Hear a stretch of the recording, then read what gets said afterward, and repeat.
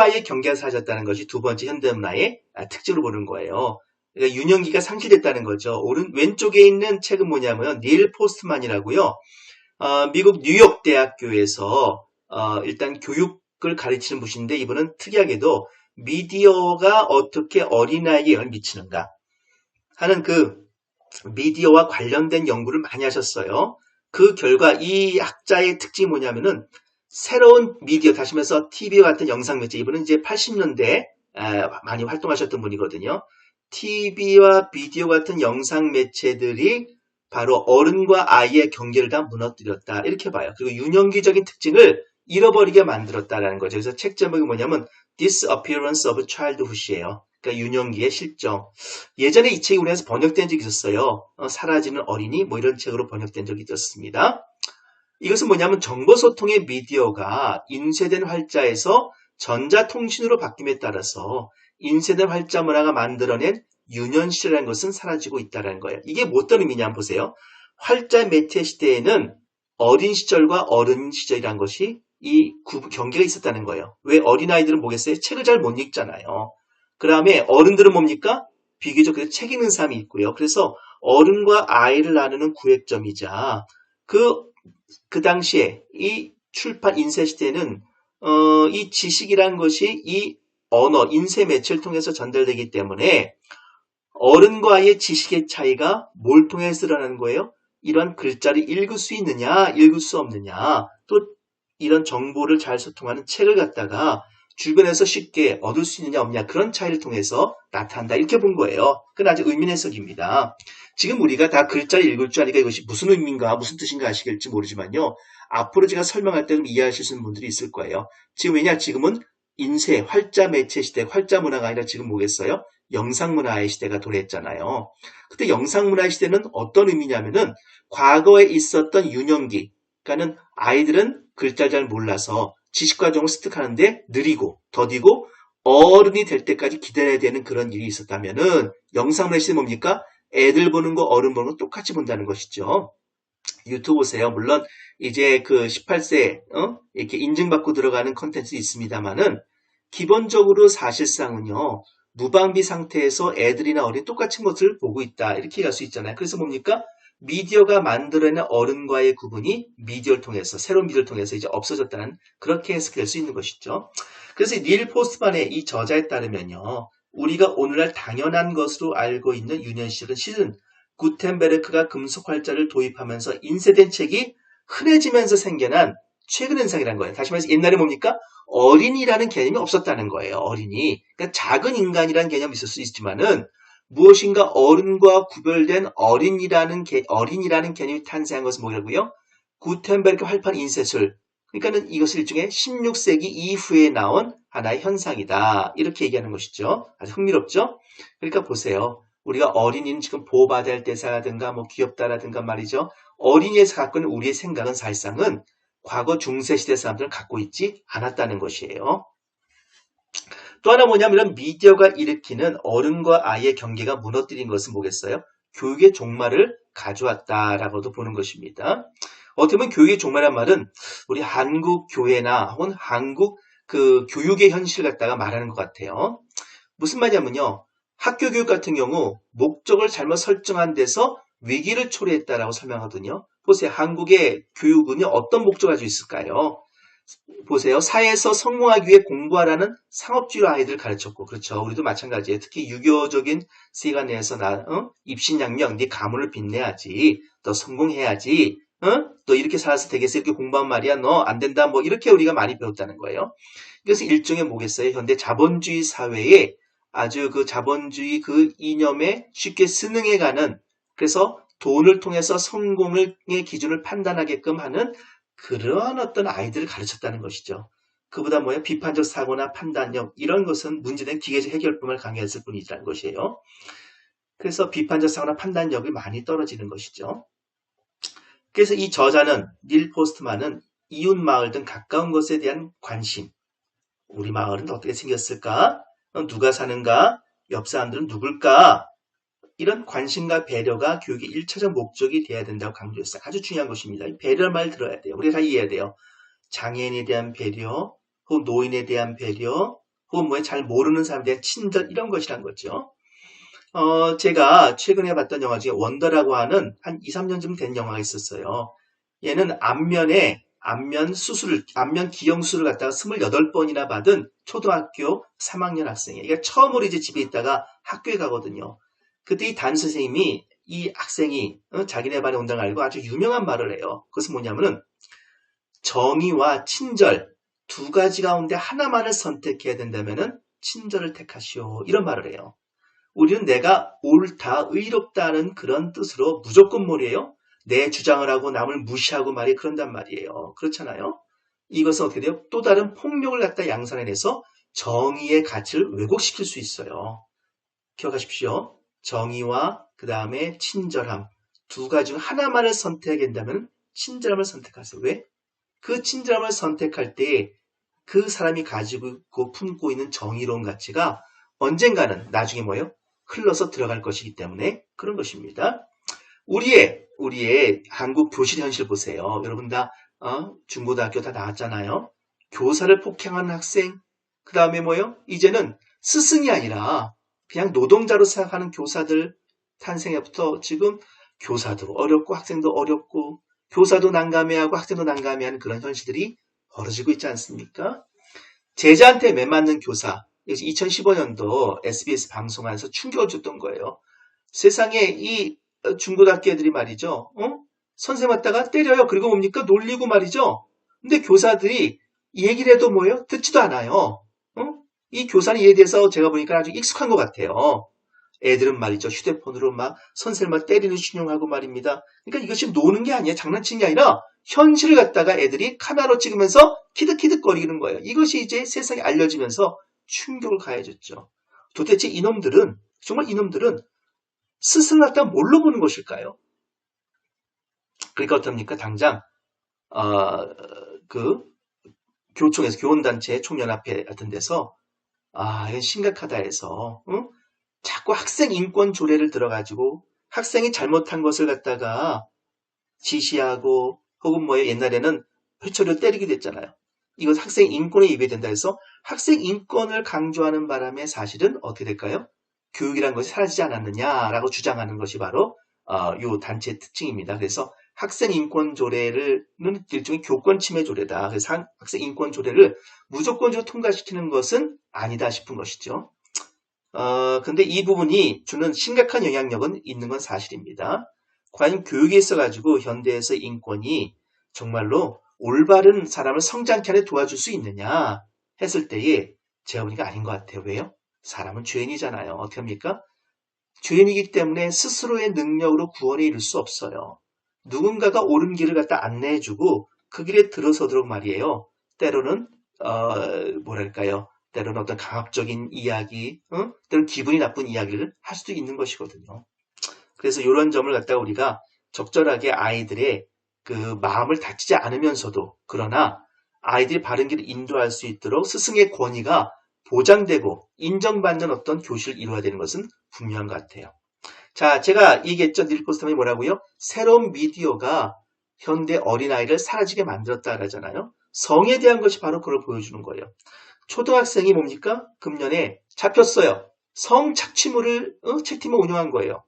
얘는 말입니다. 그동안 인터넷 다운받은 수많은 성착취물을 종류도 분류해가지고 뭡니까? 어른들에게 오히려 팔다가 걸렸어요. 중고생도 10명이나 잡혔어요.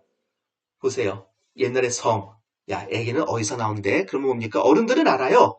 근데 애들은 뭐예요? 무슨 다리 밑에서 주워왔다는 등, 펠리칸이 데려왔다는 등, 이런 얘기를 한다면 뭡니까? 다 웃잖아요. 왜? 지금의 아이들은 어른들이 봐야 되는 이 성 콘텐츠에 대한 어떤 인터넷 콘텐츠를 갖다가 다 보고 있다는 거. 쉽게 말하면 야동을 다 보고 자라는 세대이기 때문에 사실은 어른이 가지고 있는 성에 대한 지식과 아이들이 가진 성에 대한 지식이 큰 차이가 없다 이렇게 말을 하는 것이죠. 여러분 오른쪽에 통계 한번 보시겠어요? 온라인 아동물 유포 소지자 적발 현황 그런 거예요. 그래서 유포 다시 말해서 이 포르노를 갖다가 보고 있는 거예요. 그것도 아동 음란물을 갖다가. 그때 성인이 49%인데 뜻밖에도 초등학생 28%나 가지고 있어요. 중고생 23%. 중고생보다도 어린이들이 그 아동 음란물을 더 많이 가지고 더 많이 보고 있다. 이런 뜻이 되는 것이거든요. 이걸 어떻게 이해할 수 있을까요? 지금의 초등학생은요, 아주 그 유튜브 세대예요. 태어날 때부터 스마트폰을 손에 쥐고 태어났어요. 심지어는 말이죠. 엄마 뱃속에서 나올 때부터 엄마 스마트폰 하고 나온다는 애들도 있다 그럴 만큼 말입니다. 왜 그래요? 엄마들이 태교를 갖다가 스마트폰으로 했거든요. 그러니까는 아기를 가졌을 때 스마트폰을 손에서 놓지 않는 거예요, 엄마가. 그러니까는 뱃속에 있는 아기가 태아 시절부터 스마트폰에 친숙할 수밖에 없다. 이렇게 어떤 유아교육학자들은 얘기하더라고요. 그래서 이 유아교육학자들은 절대 어린아이들에게 스마트폰을 손에 쥐어서는 안 된다라고 말하거든요. 저도 100% 동의합니다. 그러나 지금 뭡니까? 현실이 스마트폰이 없는 사람은 현실에서 지금의 이런 새로운 미디어가 결국 뭡니까? 어린이다운 어린이를 전부 다 사라지게 만들었다라고 이제 볼 수가 있는 것이지요. 그렇죠? 그래서 미국의 미디어 생태학자인 닐 포스트만은 과거와 다른 아동과 청소년 행동 변화의 원인이 뭐라고요? 미디어가 변했기 때문이다. 그러니까 옛날에는 뭡니까? 출판 미디어에서 지금은 영상 미디어로 변했고 지금 뭐예요? 전자 미디어로 스마트폰의 미디어로 반드시 바뀌었다고 하는 것이죠. 이건 과거 마샬 맥루한 사람, 오른쪽에 있는 사람 마샬 맥루한 유명한 미디어 사상가입니다. 원래 영문학 박사인데 이분은 영문학자인데도 불구하고 미디어에 대한 관심을 연구를 많이 했어요. 그래서 구텐베르그 갤럭시라든지 미디어 메시지라든지 미디어 이해라든지 이런 걸 책을 썼거든요. 근데 그 속에서 난 명언이 뭐냐면 미디어는 메시지란 거예요. 다시 말해서 세상을 움직이는 것이 미디어인데 그것은 미디어의 내용이 아니라 미디어 자체란 거예요. 자체. 다시 말해서 스마트폰 자체가 움직이고 있는 거 아니겠습니까? 그러니까 스마트폰에서 우리가 뭘 볼 것인가는 두 번째로 중요한 거예요. 스마트폰이 가질 수 있는 그 특징들을 우리 인식이나 우리 사회가 다 가지고 있단 말이에요. 은행들이 사라지잖아요. 왜요? 폰뱅킹, 아니 스마트폰으로 인터넷 뱅킹이 다 가능해지니까 말입니다.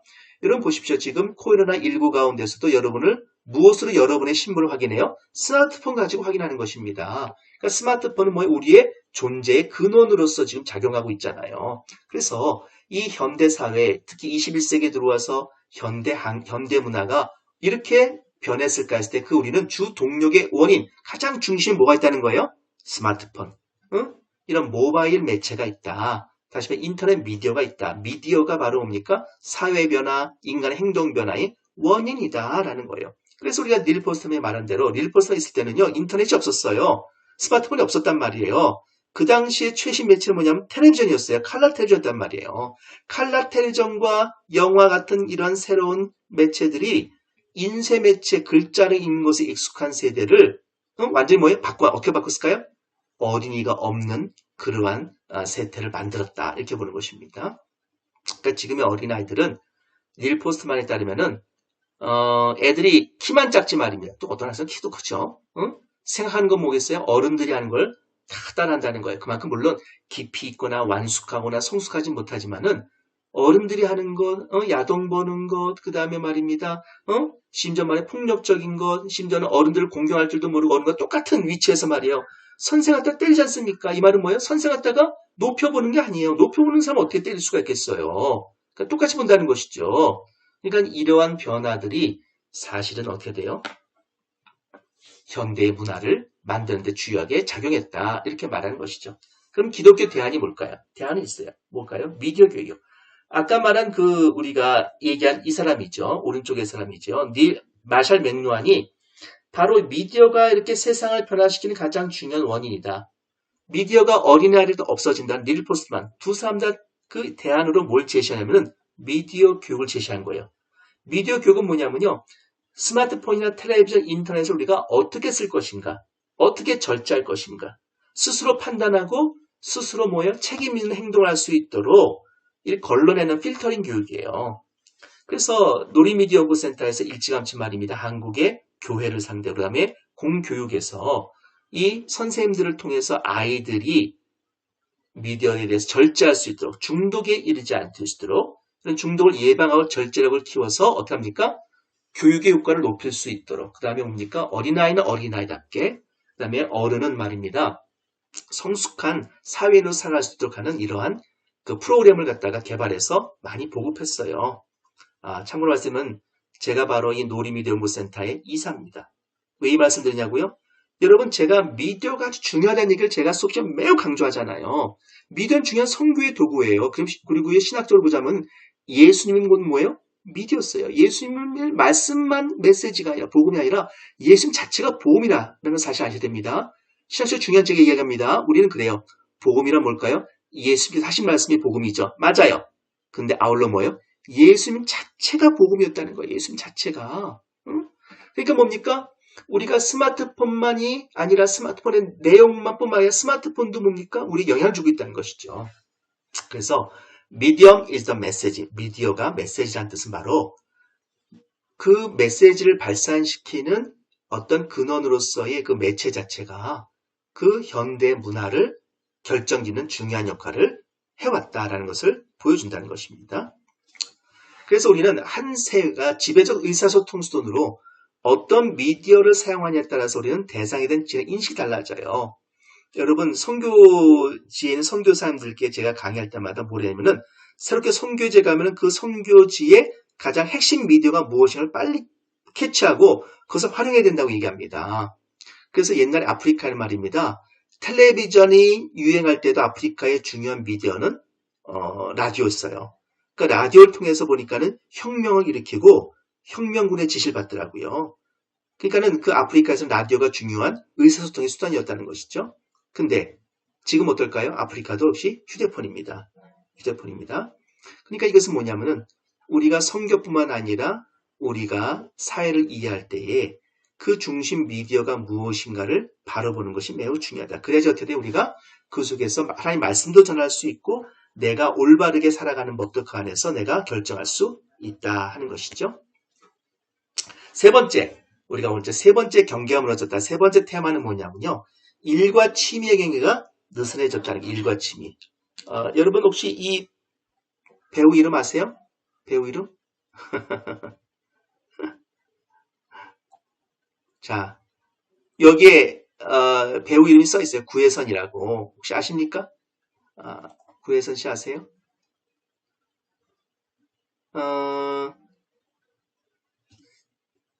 여러분께서 이 부분에 대해서 좀 잘 아시는 분들도 있을 것 같아요. 그런데 이 구혜선 씨가 매우 독특한 어떤 배우잖아요. 나름대로 생각도 많이 하고 자기들 주체적인 그런 연기도 하는데 말입니다. 이 구혜선 씨가 아주 재능 있는 배우죠. 근데 이분이 최근에 한 언론과 인터뷰에서 이런 말을 했어요. 일과 취미와 휴식의 경계가 없어서 지금 하고 있는 일 외에는 관심이 없습니다. 그러니까 뭐예요? 당신은 일할 때는 쉴 때는 무슨 취미가 있어요? 이렇게 물어본 거죠. 그때 뭐예요? 나는 내와 관련된 일 외에는 관심이 없다. 그러니까 뭐예요? 나는 취미도 일이고 일이 취미다. 이런 거예요. 그러니까 뭡니까? 사실상 나의 관심 있는 모든 것을 나는 할 뿐이고 그것은 곧 취미일 수도 있고 일일 수도 있다라는 것이죠. 그렇죠? 근데 그야말로 이 구혜선 씨가 말한 이 언급이야말로 현대 문화적 특징을 잘 보여주는 멘트인 것 같아요. 무슨 말이라고요? 일과 취미와의 경계가 느슨해졌다. 그런 뜻입니다. 여기 한 책이 있어요. 어떤 책이냐면 놀고 즐기면서 돈도 버는 취미야 고마워라는 책이에요. 그야말로 현대 문화의 특성, 일과 취미의 경계가 무너진 것을 보여준 거죠. 취미와 직업의 경계를 갖다가 결합시킨 말, occupation. 들어보세요, occupation? 취미와 직업을 결합한 말이죠. 취미로 놀고 즐기면서 돈도 벌면 그것이 바로 빙고다. 이게 이 책의 슬로건이에요. 그렇죠. 놀기도 하면서 돈도 벌 수 얼마나 좋아요, 여러분들. 예전에 상상도 못했어요. 무슨 말이야. 직장이 어떻게 즐거울 수 있어? 직장은 말이야. 억지 다니는 거야. 그리고 취미 활동을 통해서 다 이렇게 직장생활 끝나고 나서 나중에 퇴근 후에 그것다 스트레스 풀어야지. 이렇게 생각해서 이분화된 생각, 이분법적인 생각하는 것이 일반적이었어요. 그런데 지금의 Z세대는 그렇지 않다는 것입니다. 직장도 재밌어야 되고요. 취미도 뭡니까? 나중에 돈을 버는 수단으로서 생활할 수 있다는 것입니다. 자신이 무엇을 좋아하고 잘하는지를 파악하고 하고 싶은 일을 찾는 것은 막연한 꿈일까? 행복한 성공을 이루기 위한 핵심 수단이자 키포인트다. 자기 관찰과 자기 이해는 시행착오를 덜 겪으면서 우리에게 맞는 일을 찾을 수 있도록 도와주는 과정이다. 나를 사랑하는 과정이다. 내가 나를 사랑하지 않는데 누가 나를 사랑해 줄까? 그래요. 나를 사랑하는 과정으로서 내가 정말 원한 일 할 때 뭡니까? 나의 취미 가운데서 나의 직업을 발견할 수 있다라는 것이죠. 그래서 특정한 마니아에서 전문가로 발전하고요. 전문가에서 뭡니까? 이제 그것이 직업이 되는 시대가 되는 거죠. 그래서 잘 배운 취미 하나가 하나의 직업이 되는 시대가 됐다. 근데 그 말도 어느 정도 일리가 있어요. 어떤 취미든 간에 3년에서 5년 정도 꾸준히 하면 뭐예요? 프로에 버금가는 실력을 갖출 수밖에 없거든요. 저는 사실 이 얘기를 들으면서 여러분들은 교회 생활을 보통 한 10년, 20년 이렇게 해왔잖아요. 그럼 어떻게 돼요? 신앙의 전문가가 돼 있어야 돼요. 여러분 매주마다 하루에 2시간씩 일을 갖다가 한 30년 해본다고 보십시오. 그 사람 전문가가 아닐까요? 전문가 되겠죠. 근데 우린 여전히 뭡니까? 신앙의 전문가 누구 와서 신앙에서 물어보면은 잘 대답할 줄 모르는 거 보면 말입니다. 우리가 너무 신앙생활을 취미로조차도 잘 여기지 않는 게 아닌가 싶은 생각이 있어요. 취미가 직업이 되는 사회에서 우리가 늘 일상생활된 이 신앙생활이 중요한 나에게 뭐라고요? 직업이 될 수도 있다라는 것입니다. 필 비셔라는 사람의 예화가 담겨져 있어요. 필 비셔라는 사람은요.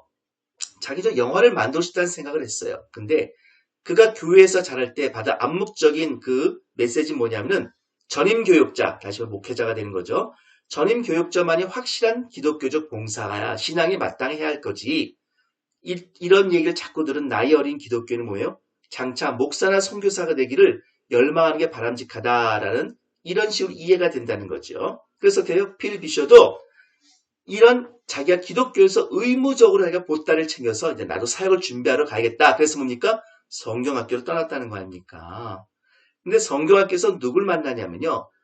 미키 나로키라고 하는 자기가 비슷한 성향의 자기 친구를 만나게 돼요. 그쵸? 그러면서 뭘 생각하냐면은 야 우리가 이 성경을 배워서 이것을 세상에 좀 영향력을 줘야 될 텐데 과연 목회자가 되는 것만이 세상의 기독교적 영향력을 펼치는 것인가 이런 의문을 갖게 되죠. 그러면서 뭘 보게 되냐면요. 영화라는 매체가 아이들에게 강력한 영향력을 준다라는 것을 목격하게 돼요. TV 앞에서 아이들이 떠날 줄 모르는 거죠. 마찬가지로 우리가 현대사에서 보게 되면 아이들은 스마트폰을 손에 놓지 못하는 거예요. 제가 여러분들 간곡히 부탁드립니다만은 여러분들 결혼하셔서 자녀를 낳으시잖아요. 그럼 어떻게 돼요? 자녀들에게 스마트폰은요. 될 수 있으면 늦게 주어지는 게 좋습니다. 왜냐면 스마트폰이요. 되게 부모를 대신하거든요. 스마트폰은 강력한 어떻게 돼요? 그 안에 이 영상의 이미지를 통해서 전달되기 때문에 여기에 익숙해진 아이들은요. 책을 읽거나 말씀을 듣거나 깊은 생각을 하는 것에 익숙하지 않아서 그래요. 그래서 여러분 아이들이 좋아하는 최첨단 매체에 대해서 영향력을 우리가 늘 관심을 갖고 어떡합니까? 그렇죠. 그 안에서 우리가 복음을 어떻게 전할 수 있을 것이라고 생각해야 돼요. 왜요? 이혼을 극복해야 된다고 그랬잖아요. 제가 이 청소년부 강의할 때마다 하는 말이 뭐냐면요. 내가 예수를 믿는 것하고 BTS, 방탄소년단을 좋아하는 것, 방탄소년 노래를 듣는 것과는 관계가 있을까요? 없을까요? 자, 여러분 한번 답해 보시겠어요? 내가 예수를 믿는 것과 BTS 뮤직비디오를 보는 것과 관계가 있을까 없을까요? 정답은 두두두두 관계가 있답니다. 왜요? 하나님이 창조한 세상에서 우리가 외면해야 될 영역은 단 하나도 존재하지 않고요. 더군다나 세상에 영향을 주는 문화가 있다면 더욱더 관심을 가지고 접근해서 기독교 세계관적으로 잘 판단해서 어떻습니까? 잘못된 것은 우리가 거절하고 좋은 것은 어떻게 갖다 써야 되기 때문에 그런 것입니다. 자, 한 가지만 더 제가 질문해 드릴까요? 내가 어떠한 음식을 먹을 것인가를 결정하는 것과 내 신앙과는 기독교 신앙과는 관계가 있을까 없을까요? 정답은 두두두두 있답니다. 어떻게 있을까요? 그렇죠. 기독교는요. 모두 영육간에 인간이 영적인 존재면서 동시에 육적인 존재라는 사실을 갖다가 인정하기 때문에 그렇습니다. 다시 말해서 세계 어떤 종교도 여러분이 나중에 다음 학기 때 1학기 때 세계 종교를 드시면 제가 이 부분을 아주 강조하겠습니다만 여러 종교들을 함께 배울 때에 기독교의 특징이 나타난 부분 중에 하나가 뭐냐면은 기독교는 뭐예요? 육체와 영혼을 함께 다 같이 있다라고 인정한다는 거예요. 불교는 그렇지 않아요. 혹은 뭡니까? 이단적인 종교는 뭡니까? 육체는 영혼을 가두는 감옥이야. 고대 플라톤 사상도 그랬어요. 육체는 뭔가 문제가 있는 거예요. 인간 영혼을 가둬요. 그러니까 육체로부터 해방시켜야 못합니까? 육체를 고통을 주는 거예요. 그래서 막 욕을 한다든지 말입니다. 막 육체에 학대한다든지 해가지고서는 어떻게 돼요? 영혼을 깨우려고 하는 그런 방법들이 좀 다른 종교들에서는 이 곧잘 보이거든요. 근데 기독교는 그렇잖아요. 여러분 기억하십시오. 금식은 말입니다. 기독교인에게 어떨 때 같이 있어요? 예를 들어서 말입니다. 죄를 고백하거나 하나님께 내가 간구하거나 하는 특별한 어떤 의미상에만 갇히는 것이죠. 금식 자체가 무슨 훈장이 아니라는 것이에요. 그걸 기억하셔야 됩니다. 그러나 어떻게 돼요? 육체를 건강하게 잘 우리가 관리할 필요가 있는 거예요. 그는 창세기 1장 28절에 문화명령, 생육하고 번성의 땅에 충만하라 하시면서 뭡니까? 잘 다스리라고 하시는 이 문화명령은 우리의 육체에 해당되는 거예요. 그래서 저는요, 배가 나온 것에 대해서 굉장히 뭡니까? 하나님께 죄송하다는 생각하고 있어요. 내가 건강을 해야지 어떡합니까? 하나라도 더 여러분에게 가르치고 또 여러분과 함께 동역자로서 사역할 거 아니에요. 여러분 언제까지 제 제자로 있을 겁니까? 아닙니다. 여러분 졸업하면 뭡니까? 저랑 동역자가 돼서 이 사역을 갖다가 하셔야 돼요. 그때까지 제가 뭐예요? 건강해야 되는 것이죠. 그런 점에서 우리는 이원론을 극복하는 것입니다. 육체는 뭔가 악하고 영혼은 선하고 아닙니다. 육체도 하나님께서 만드신 것이고요. 인간에게 숨을 불어넣으셔가지고 우리가 이 생명을 갖게 하셨으니까 말입니다. 그래서 인간은 많이 영혼과 육체를 다 귀하게 여기는 그 기독교 정신이 있다는 것이죠. 그래서 어때요? 포일비션은 어떡합니까? 이 사실 갖다가 어느 순간에 알고서 어떡합니까? 성경학교를 중퇴했어요. 그리고 25살 때 토마토밥과 오이 레리가 주인공으로 등장하는 우리가 들어오셔서 애니메이션 야채극장, 사실 말해서 베지테일 시리즈를 만들어서 전 세계 텔레비전에 방송이 되고요. 미국에서만 무려 4천만 개가 넘는 비디오 테이프를 팔았어요. 돈 벌었네. 이런 게 중요한 것이 아니라 뭐가 중요해요? 그만큼 영향력을 보였다는 것입니다. 어떤 영향력? 성경이 지닌 가치를 아이들에게 영상 문화가 주도하는 문화 속에 있는 아이들에게 전해가지고 그 아이들이 즐겨보는 영상물을 통해서 기독교 가치관을 갖도록 만들었다라는 것이지요. 여러분 야채극장 베지테일을 본 적 있어요? 여러분 이걸 보셔야 돼요. 이걸 보셔가지고 현대 문화 속에서 등장하는 그러한 그 영상이라는 문화를 우리가 어떻게 접근하고 어떻게 이것을 갖다가 하나님 나라를 세우는데 쓸 수 있을 것인가에 좋은 아이디어가 이 안에는 있어서 그래요. 근데 애기 유아들이 보는 뭐예요? 애니메이션이에요. 그렇지만 뭡니까?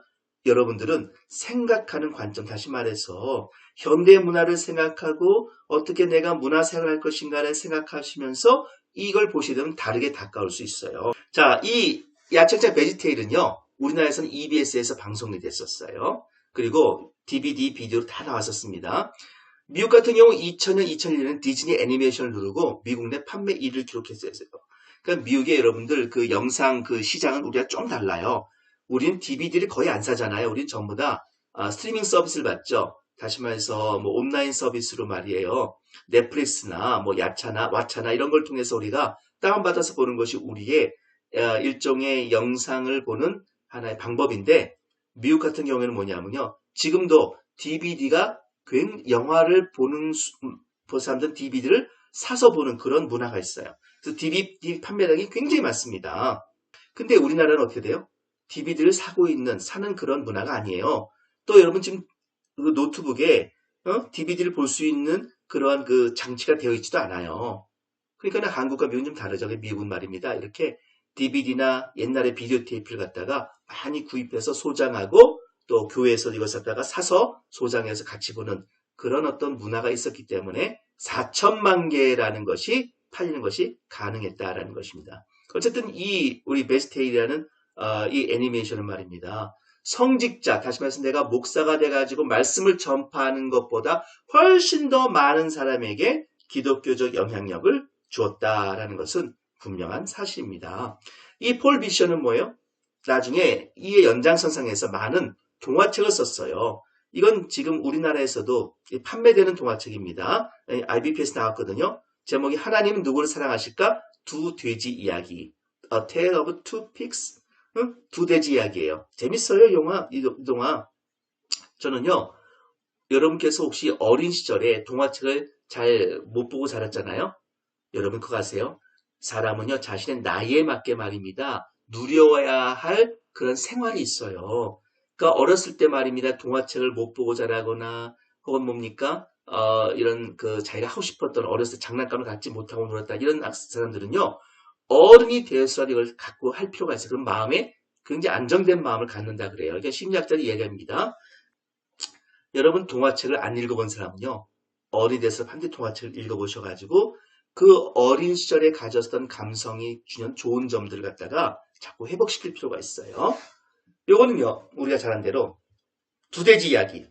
한 돼지는 재능이 있고 능력을 갖춘 돼지예요. 이 노만이라는 돼지고요. 실수투성이와 사고뭉치 돼지 시드니가 있어요. 그러니까 하나님부터 초대장을 받아요. 자신만만한 돼지 노만은 뭡니까? 하나님이 나한테 뭘 주실까? 기대감 속에 하나님 만나러 가고요. 실수투성인 돼지 시드니는 뭡니까? 아, 나도 하나님께 욕먹겠네. 이런 마음으로 마음이 위축돼가 하나님 앞에 서잖아요. 근데 하나님께서 주실 말씀 뭘까요? 네, 뜻밖에도 시드니에게는 큰 위로가 되는 말씀을 주시고요. 또 노만에게도 말이죠. 깨닫게 하는 말씀을 주신다는 겁니다. 그게 뭔지는요. 동화책을 읽어보시기 바랍니다. 어쨌든 간에 지금 뭐예요? 폴 비시라는 사람은 성경학교에서 내가 가가지고 성경을 배워서 위대한 전도자 아니 뭐예요? 목사, 말씀 전하는 목사님이 돼야지 이렇게 생각하는데 그 일을 접고 어떡합니까? 일상 세속적인 사회에서 영상 애니메이션을 만든 일을 하지만은 그러나 어떠한 목회자보다도 성경 말씀을 잘 전하고 이것을 사람들에게 영향력 있게 전달하는 그러한 역할을 했다는 것이거든요. 바로 뭐예요? 이원론의 극복이죠. 그렇죠? 기억하십시오. 교회 안에서만 거룩한 신앙생활하는 것이 아닙니다. 집안에서도 해야 되고요. 여러분 지금 수업 듣는 중에서도 여러분이 뭐예요? 하나님 앞에서 코람되어 이 거룩한 삶을 살아야 되고요. 또 뭘까요? 그렇죠. 직장에서도 마찬가지다라는 것입니다. 정직하게 살고요. 열심히 최선을 다해서 여러분이 일을 해야 되는 것입니다.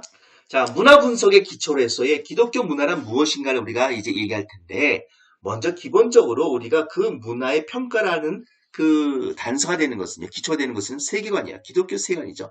이건 뭐 고신대학교에서 늘 우리가 강조하는 거 아니겠어요? 기독교 세계관, 창조, 타락, 구속, 종말 다 외웠잖아요. 왜냐하면 사람은요.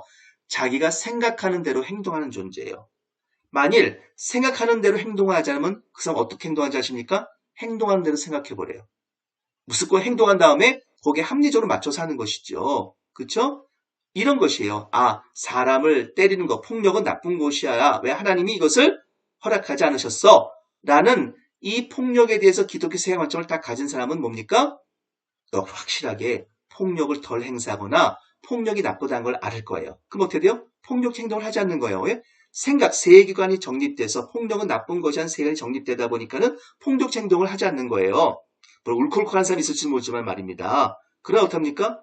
이런 세계를 갖고 있지 않은 사람은 행동하는 데 생각해요. 다시 말해서 뭡니까? 내가 사람을 때렸잖아요. 그 뭐예요? 저 사람이 나를 화나게 만들었으니까 내가 그렇게 때리는 것은 응당 맞는 행위야 라고 스스로 갖다가 어떻게 합리화시키는 방법으로 해석하기 마련이에요. 그런 점에서 우리는 세계관이 먼저다. 우리는 세계관에 따라서 문화가 나온다. 세계관에 따라서 행동이 나온다는 것입니다. 기억하십시오. 그 사람이 어떠한 사람인가는 뭐예요? 그 사람이 어떠한 세계관을 가지고 있느냐에 따라서 결정되는 것입니다. 제가 항상 세계관을 할 때 얘기하지만 말이에요. 한국 사람들은, 한국 기독교인들은요.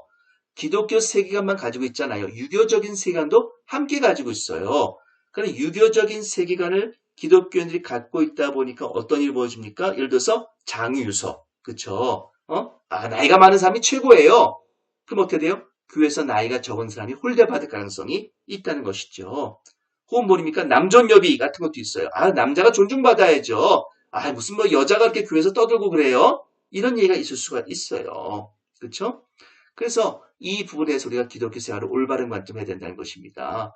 특히 유교적 생활은 뭐겠어요? 입신양명이 중요해요. 그러면 자기가 성공해가지고 자신의 가문을 빛내고 이름을 빛내는 것이지요. 근데 기독교 뭡니까? 그렇지 않아요. 자신의 이름을 빛내는 것이 삶의 목적이라 하나님의 영광을 위해 살아야 된다는 것이거든요. 그래서 이렇게 내가 기독교 세계관으로 생각을 갖고 사는 사람은 어떡합니까? 행동이 다른 사람에 비해서 비교적 바를 수 있고 기독교의 삶을 보다 더 잘 보여줄 수가 있어요. 근데 뭡니까? 그냥 행동하는 대로 사는 사람은 뭡니까? 그렇지 않을 수 있다는 것이죠. 성경 볼까요? 우리 본문 내용 보겠습니다. 성경은 창조 이야기를 통하여 인간과 인간의 본질과 본성에 답하신다는 거예요. 어떤 분 하나님 형상으로 창조되었어요. 하나님 보시기에 좋았어요. 그쵸? 이 세상에 대해서 하나님께서는 긍정적인 마음을 가지신 거예요. 일종의 품질 보조막을 달아놓으신 거죠. 여기서 인간은 어떻게 창조되었습니까? 하나님의 형상대로 창조되었고, 늘 강조하지만 창세기 1장 28절 문화명령이죠. 생육하고 번성의 땅에 충만하라 하시면서 뭡니까? 세상을 정복하라 하시면서 이 세상을 잘 다스리라는 이 관리자 입장을 주네요. 다스리자 말은 뭐냐면 무조건 지배하고 억압하고 파괴하라는 뜻이 아니라는 거예요. 뭐냐? 청지기전의 정신. 무슨 뜻입니까? 관리자로서 하나님이 창조한 세계를 잘 가꾸고 지켜야 된다라는 책임을 우리 인간에게 주셨다라는 것이에요. 근데 문제는 뭐예요? 인간의 본성. 무슨 말? 타락했잖아요. 타락했기 때문에 인간이 청지기수의 직분을 잘 잊어먹고 있어요. 하나님과 관계가 깨졌어요. 그래서 어떡합니까? 자기 욕심대로 사는 인생이 되고 마는 것이죠. 그로 인한 죄의 결과로서 세상의 문화는 뭡니까? 바로 문제가 있게 되는 것이 바로 인간의 죄 때문이다라는 거예요. 그럼 기독교는 뭡니까? 창조, 타락, 구속. 예수 그리스도의 구속을 통해서 우리가 회복해요. 회복한다는 건 단순하게 내가 예수 믿고 구원받아 천국 간다는 것만을 말하는 것이 아니라 내가 사는 세상을 창세기 1장 28절 말씀을 내가 회복시켜서 다시 하나님 나라의 문화를 세상에서 만들어야 된다라는 것이에요.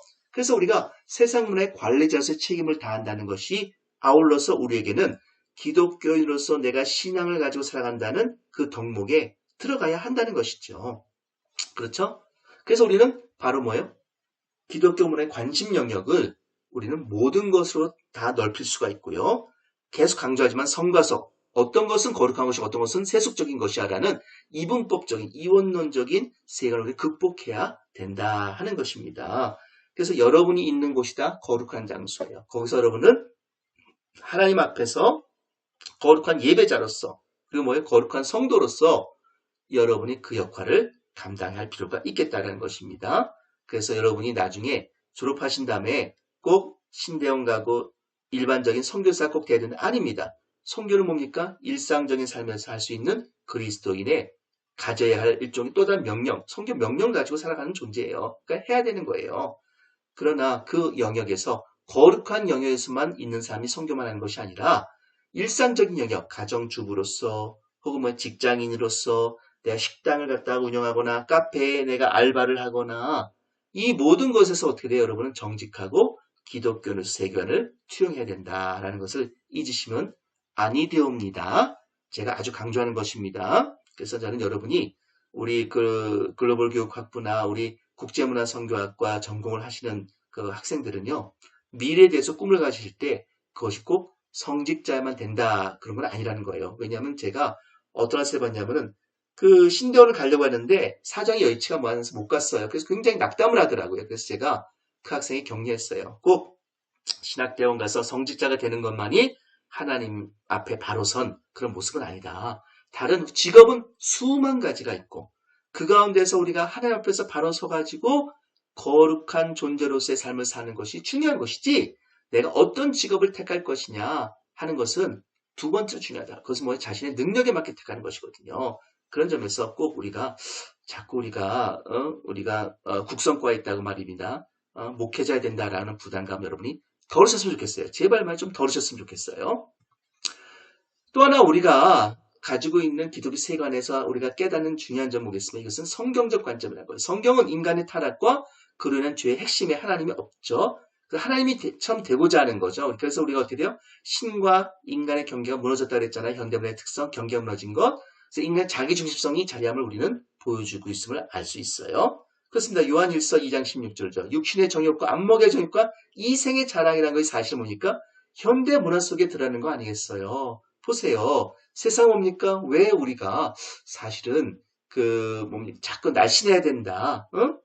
다이어트 해야 된다. 이런 문화에 대해서 기독교인이 가질 자세가 뭐겠어요? 그것이 건강을 위한 것이고 내가 하나님을 위한 것이라면 어떻게 하면 괜찮아요. 근데 뭡니까? 그게 단순하게 나를 뽐내는 것이죠. 이생의 자랑. 그 다음에 어떻게 됩니까? 이것이 무엇인가 성적인 욕망과 연관돼가지고 그것을 이득을 취하려는 것이라든가 이런 세속적인 악목이라면은 좀 우리는 그걸 극복할 필요가 있겠죠. 그래서 뭡니까? 우리는 현실, 왜곡된 현실을 갖다가 기독교 세원을 잘 극복할 수 있어야 돼요. 그렇지만 어떻게 돼요? 자꾸 여기에 빠지게 되면 말입니다. 이건 헤어나지 못하는 것입니다. 또 하나 성경은 인간과 세상의 죄에 빠져 있을 때조차 하나님의 은혜가 지속되고 있음을 증거한다라는 것이에요. 이건 무슨 말이에요? 일반 은총이라고 하는 중요한 신학적인 여기서 개념이 나오는 거예요. 다시 말해서 일반 은총은 아주 쉽게 설명하자면요. 하나님은 예수 믿는 사람에게 뿐만 아니라 예수 믿지 않는 사람의 밭에도 비를 뿌려주세요. 그렇죠? 예수 믿지 않은 사람도 뭡니까? 기독교인과 마찬가지로 중요한 덕목을 가지고 있어요. 어떤 덕목일까? 예수 믿는 사람도 어떻게 돼요? 가난한 사람을 구제할까 안 할까요? 아니합니다. 예수 믿지 않은 사람 가운데도 말이에요. 이번 코로나에 말이에요. 삶이 어려운데 제가 이 사람 가난한 사람들 어려운 사람 돕기 위해서 제가 정부에다가 국가에다 말입니다. 제가 도네이션 하겠습니다. 기부하겠습니다. 이런 사람들도 적잖아요. 기독교 기부하지 않은 기독교인도 많습니다. 그러나 기부하는 비기독교인도 많다는 사실이에요. 그럴 때 어떻게 돼요? 이 사람들에게도 뭡니까? 좋은 점들이 있다라는 것을 우리가 알아야 돼요. 이것이 바로 뭐겠어요? 일반 은총의 하나의 의미라는 것이에요. 그러니까 우리는 비기독교인과 기독교인이 공유할 수 있는 덕목들이 있다는 사실을 아셔야 돼요. 그래서 이것이 문화 속에도 등장하기 때문에 비기독교인이 만든 영화 가운데서도 좋은 점들이 있을 수 있다. 그것은 신학적으로 보자면 뭡니까? 하나님께서 비기독교인에게도 하나의 일반 은총 차원에서의 은혜를 베푸셨기 때문에 그가 그것을 자신의 역량 안에서 발휘했을 때에 뜻밖에도 우리는 기독교한테 수용할 수 있는 좋은 점들을 비기독교인이 만든 그런 문화 안에서 우리는 발견할 수 있는 것입니다. 그렇죠? 그래서 우리는요, 이 점을 기억하시면서 우리가 좀 더 세부적으로 그러면은 도대체 우리가 기독교 문화다 아니다라고 말할 수 있는 구별할 수 있는 그러한 구별점이 뭐냐라는 것에서 한번 같이 공부해 보도록 하겠습니다. 여기에서 우리가 깨닫는 것은 뭐겠어요? 기독교적 문화의 내용이에요. 다시 말해서 우리가 기독교 문화다 아니다라고 우리가 구분할 수 있는 구분점들을 우리는 몇 가지로 나눌 수 있어요. 가장 중요한 건 보세요. 하나님 나라죠.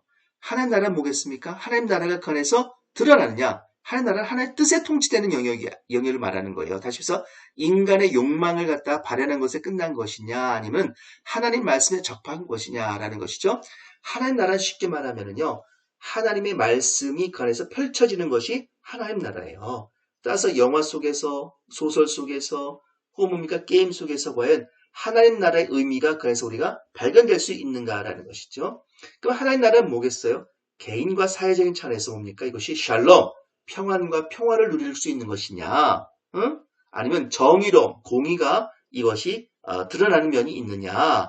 그 다음에 인간의 온전한 자유가 보여주는 여러분, 자유도 말이야 굉장히 중요한 기독교 가치인 걸 아셔야 됩니다. 특히 자유에 대해서 여러분이 기독교적 생각을 보시려면요. 갈라디아서를 꼭 읽으셔야 됩니다. 갈라디아서는요. 자유에 대한 기독교의 자유에 대한 마그나 카르타, 대헌장과 같은 것이에요. 그래서 우리가 죄로부터 하나님께서 죄의 노예가 아니라 인간의 온전한 자유를 허락하시기 위해서입니까? 그렇죠. 우리 갖다가 예수 그리스도의 십자가의 구속이라고 하는 사건을 갖다가 펼치신 거였거든요. 왜요? 그래야지 인간이 죄로부터 자유로워질 수 있으니까 말입니다. 또 하나 자유 뭐겠어요? 소극적으로 뭐뭐로부터의 자유뿐만 아니라 뭐뭐를 위한 자유죠. 우리는 내 하나님 나라를 위한 자유를 쓰는 된 거예요. 내 자유로움은 하나님 나라를 위해 쓰고 말입니다. 어떻게 돼요? 교회의 온전한 사역을 위해 쓴다든지 말입니다. 이런 식으로 가야 된다는 것이 보다 더 자유의 적극적인 측면이다라는 것이죠. 그래서 갈라디아서를 꼭 읽어보시기 바랍니다. 또 하나님께 영광을 돌리고 이웃을 사랑하며 살아가는 공동체로서의 성숙한 변혁 운동은 하나님 나라의 운동의 핵심이다. 무슨 말이에요? 그렇죠. 이웃을 사랑하며 사는 공동체가 역할을 할 수 있냐는 거예요.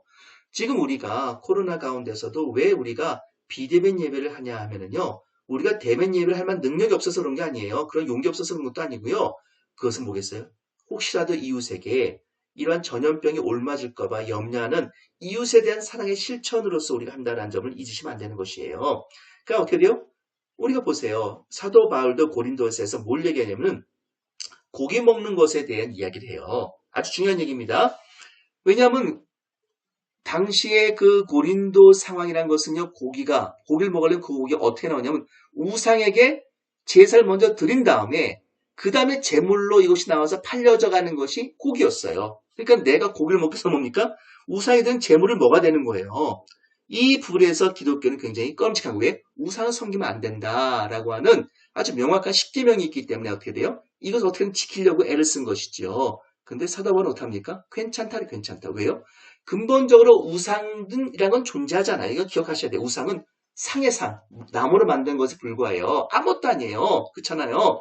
불교도 이걸 알고 있어요. 뭐냐면 불교의 진짜 선승들은 깨달아 얻은 그 승려들은 말입니다.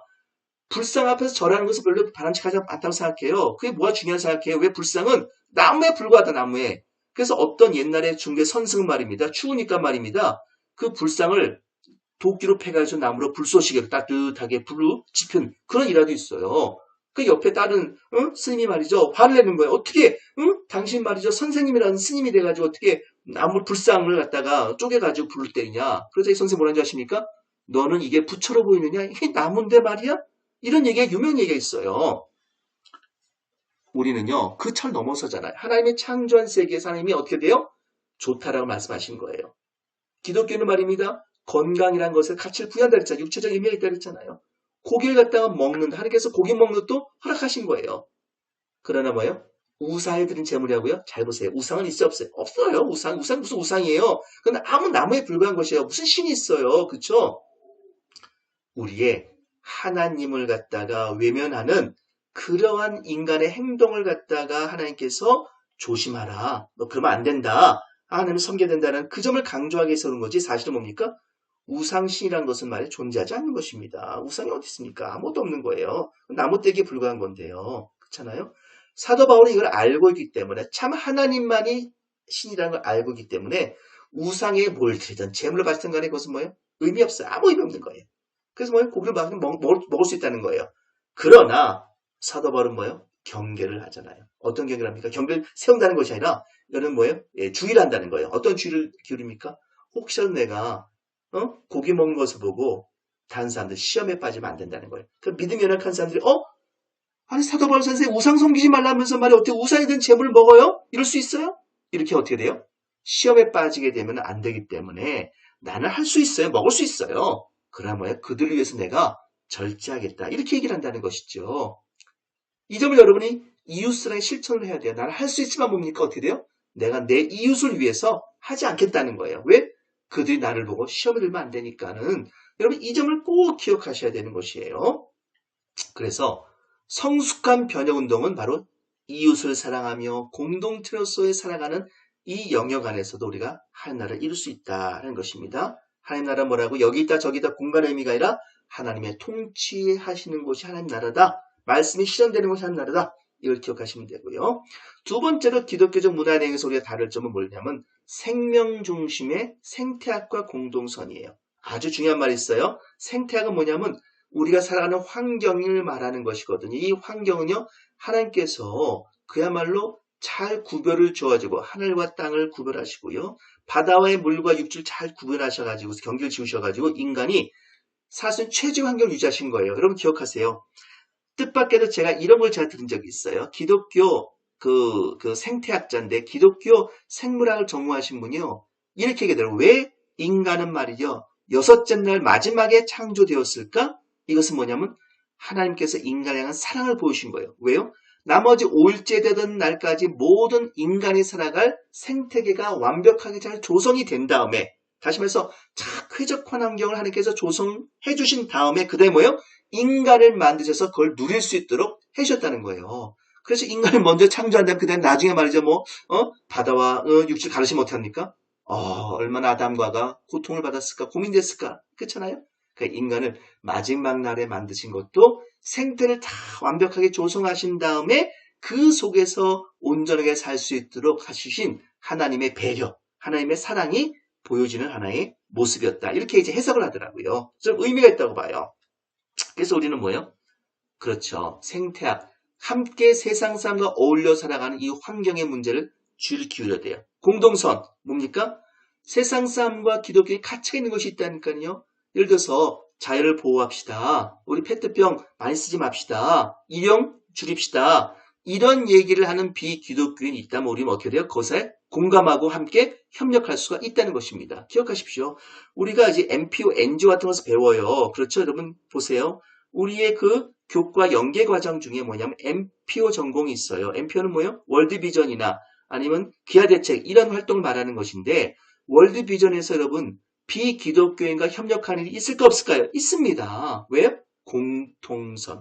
공동 우리가 하나님께서 이게 좋다라고 말하는 부분이 있기 때문에 그것을 같이 누리는 거예요. 예를 들어서 굶어 죽는 사람을 내가 구제하러 가는데 비기독교인이 참여하겠다 했을 때 당신 예수 안 믿으니까요. 딴 데 가보세요. 이렇게 하겠어요? 아닙니다.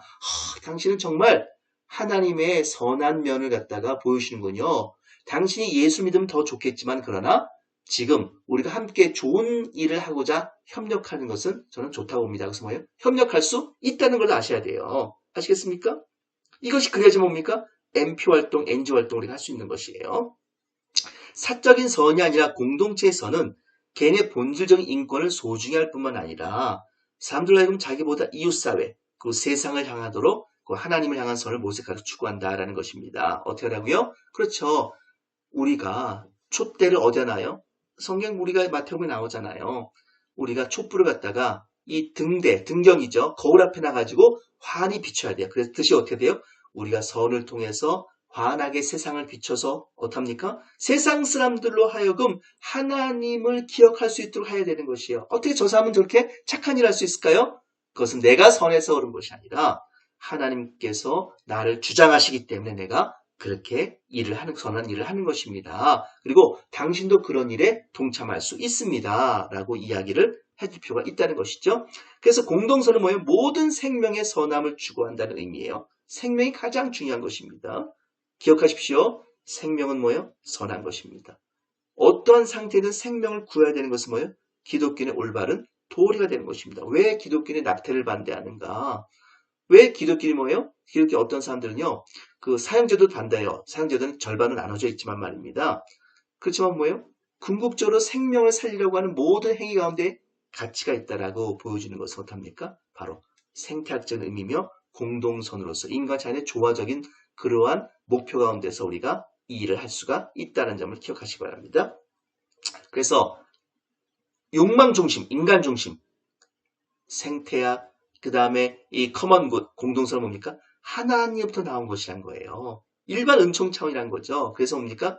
나만 만족하면 돼. 응? 내가 세게 갖다 많이 쓰면 좋겠어. 무슨 상관이야? 내 돈 주고 내가 쓰는데 이러한 자기 개인 중심적, 인간 중심적, 욕망 중심적인 현대를 극복하게 만든다라는 것입니다. 그래서 어떻습니까? 자동차도 적게 타고 말입니다. 그 다음에 우리가 환경 파괴를 갖다 덜 하려고 하는 이런 노력들은 중요한 의미를 갖고 있는 것입니다.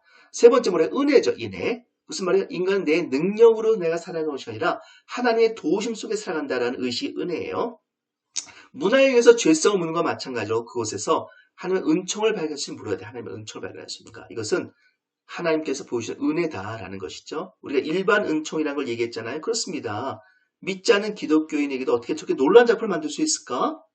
뭐예요? 그에게 허락하신 재능들이 있다는 거예요. 그런 은혜적인 측면을 우리가 잘 깨달아야지 못합니까?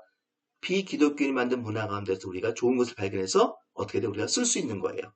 그래서 하나님께서 어떻게 도우시고 역사하는지를 발견할 수 있어야 된다 하는 것입니다. 그 다음에 우리가 중요한 것이 인간의 존엄성이에요. 그러니까 인간의 가지는 가치, 의미들은 중요해요. 여러분들 존중받는다는 것은 어떤 의미죠? 존중받는다? 무시당하지 않는다? 이런 무시당해 본 적 있습니까? 혹시 알바할 때 말이죠. 손님들이 무시합니까? 이것은 뭐예요? 비기독적인 것입니다. 그래서 저는요. 식당에 가서 말이에요. 종업원들에게 반말 쓰고 말입니다. 그 다음에 마치 하인다르시 하는 그런 사람들을 저는 별로 좋아하지 않습니다. 저는 식당에 갔을 때 종업원들에게 말이에요. 반찬이 맛있네요. 감사합니다. 고맙습니다. 저는 말을 저는 꼭 해요. 그래 당연하죠. 아니 종업원이 와서 반찬 나눠주는 건 당연하잖아요. 반찬 식탁에 올려주는 건. 그러면요. 올려줄 때 저는요. 고맙습니다. 예, 이 얘기를 하는 거예요. 그런데 제가 어떤 식당에 갔을 때 그렇게 저는 그게 습관이 되어 있으니까는 고맙습니다. 맛있게 보이네요. 잘 먹겠습니다. 아니 내 돈 주고 내가 먹는데 뭐예요? 종업원에게 잘 먹겠습니다 이렇게 했거든요. 근데 이 종업원이 저를 이상해 보는 거예요. 그게 어떻게 돼요? 낮에 한참 밥을 먹고 있는데 갑자기 뭡니까? 사이다 한 병을 갖다 줬어요. 그래서 이거 사이다 주문한 적 없는데 하니까는 아니요. 기분이 좋아서 제가 드린 서비스예요. 그러더라고요. 그렇습니다. 가는 말이 고우면 어떻게 돼요? 사이다가 나올 수 있는 법입니다. 여러분 우리가 얼마나 무시해요. 돈 좀 있다고 얼마나 없는 사람 무시하고 말입니다. 권력 있다고 말 권력 없는 사람 무시하고 말이에요. 그럼 안 된다는 거예요. 그렇죠? 친절함은 말입니다. 나의 공의로움보다 중요한 거예요. 내가 공의롭다고 말입니다. 세상 사람 무시하고 말이에요. 내가 예수 믿는다고 말입니다. 지옥에 떨 사람 이런 말 해가지고 무시하거나 이러면 절대 안 되는 거예요. 그 사람은 똑같은 우리의 죄인이고요. 같은 죄인이고요. 내가 하나님 믿지만은 어떻게 나는 하나님 진리를 알지만은 그 긍휼함을 가지고 안타까움을 가지고 대하면서 어떡합니까? 존중할 필요가 있는 거예요. 인간은 존엄한 존재거든요. 그래서 모든 인간관계는 존엄성을 고양시킬 목적으로 진행되어야 하며 적어도 다른 사람과 우리 자신의 존엄성을 해치거나 축소시키는 것을 의대해서는 안 된다 하는 것입니다. 또 하나 뭐예요? 사랑과 정의예요. 그렇죠? 우리는요. 예수님이 우리에게 보여주신 사랑. 좀 더 부족해도 잘못해도 뭡니까? 사랑을 끝까지 포기하시는 거죠. 특히 자기 희생적 사랑이라는 거 있잖아요. 나를 희생해서 저 사람을 갖다가 살려주고 나를 희생해서 저 사람을 갖다가 내 사랑을 다 표현해주고 이런 아가페적인 사랑이죠. 아가페는 뭡니까? 욕망적인 사랑이 아니라 그야말로 하나님께서 우리에게 보신 이런 희생적인 사랑을 갖다가 아가페. 예수 그리스도의 사랑이 바로 아가페의 사랑이지요. 십자가에 달려 죽으실 정도로 말이죠. 십자가의 죽으심으로 인간에 대한 사랑을 확증하셨던 이 말씀의 가치가 여기서 드러나는 것입니다. 그래서 이웃의 유익을 구하는 것이 사랑의 목적이므로 정의를 통하여 우리는 간접적 영역도 행사할 수 있어요. 정의는 뭡니까? 그렇습니다. 사랑과 정의는 동전의 양면 같은 거예요. 무슨 말이냐면 정의로움을 포기하고 무조건 사랑한다? 이것은 아니에요. 정의로움과 사랑은요. 동전 양면처럼 가서 내가 저 사람이 죽을 길로 가는 것을 막기 위해서 내가 합니까? 올바른 길로 인도하기 위해서 하는 것도 내가 사랑이고요. 올바른 걸 인식할 때 돕는 것도 뭐예요? 사랑의 행위 속에서 해야 되는 것입니다. 왜요? 사랑을 잃어버린 정의는요. 자기의의가 돼요. 나만 옳아. 넌 틀렸어. 자기 과시로 나타날 수 있어요. 그러나 정의 없는 사랑은 말입니다. 어떻게 돼요? 무조건적인 뭐겠습니까? 이것은 이타적인 사랑이라는 것이 아니라 이것이 또 하나 그냥 인간의 죄를 무시하고 타락을 갖다가 인정하게 된 잘못된 허용 이렇게 나갈 수가 있거든요. 그러니까 제가 보기에는요. 정의 없는 사랑은 또 일종의 교만으로 갈 수가 있는 거예요. 사랑은 다 괜찮아. 사랑하니까 다 괜찮아. 이런 식으로 뭐예요? 다 받아준다는 거죠. 그렇죠? 아닙니다. 분명한 건 뭐예요? 분명한 건 뭡니까? 예수님께서 가늠하다 잡힌 여인에서 어떻게 행동하실지 보게 돼요. 바리새파 사람들과 주변의 사람 뭡니까? 다 정의를 실현하기 위해서 율법적 정의죠. 하나님 정의 실현하기 위해서 돌로 쳐라 이거예요. 그러면서 예수님께 반을 보는 거죠. 예수님 어떻게 하셨어요? 죄 없는 자가 먼저 돌로 치라. 그러시면서 사랑이라는 것을 갖다 보여주셨는데 그 사랑 어떤 사랑입니까? 예수님이 그 가늠 잡힌 여인에게 말씀하지 않습니까? 이제는 다시 뭐예요? 죄 짓지 말라 말씀하시는 거예요. 바로 그런 면에서 예수님께 보여주신 것은 바로 뭡니까? 온전한 사랑과 정의에 대한 실현이 나타났다, 보여줬다 이렇게 얘기를 할 수 있다라는 사실이죠.